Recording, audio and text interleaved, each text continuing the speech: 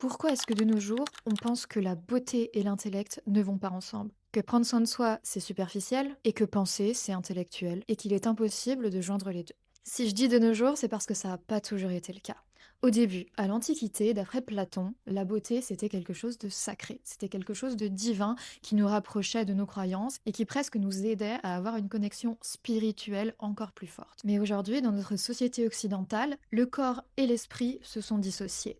Aujourd'hui, le corps, c'est vu comme une distraction par rapport à l'esprit. On appelle ça le dualisme corps-esprit, la séparation, la dissociation entre notre apparence et notre intellect. Mais avec le temps, c'est aussi devenu des normes sociales et genrées. C'est-à-dire qu'aujourd'hui, la beauté, l'apparence, c'est associé aux femmes et l'intellect, le côté plus sérieux, c'est associé aux hommes. La beauté, c'est devenu quelque chose d'industrialisé. On a capitalisé là-dessus avec les centaines de milliers de marques de cosmétiques qui sont pour les trois quarts ciblées envers un public féminin. Et aujourd'hui, les deux sont hyper bien marqués. Au point où, si tu prends soin de toi, si tu as une apparence physique soignée, si tu t'intéresses à ce qui pourra te rendre beau, tu vas paraître superficiel.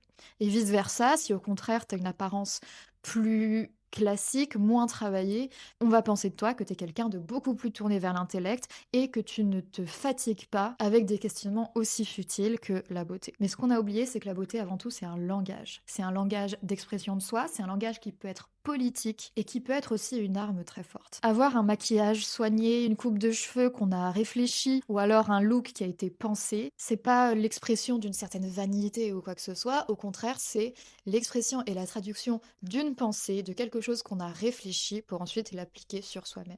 C'est un moyen d'expression. Et si vous ne me croyez pas, vous en avez la preuve dans n'importe quel musée du monde. L'art le prouve. L'art utilise aujourd'hui et a toujours utilisé l'esthétique pour faire passer des idées. Alors voilà, j'ai pas envie d'être belle ou alors d'être intelligente, j'ai envie d'être les deux.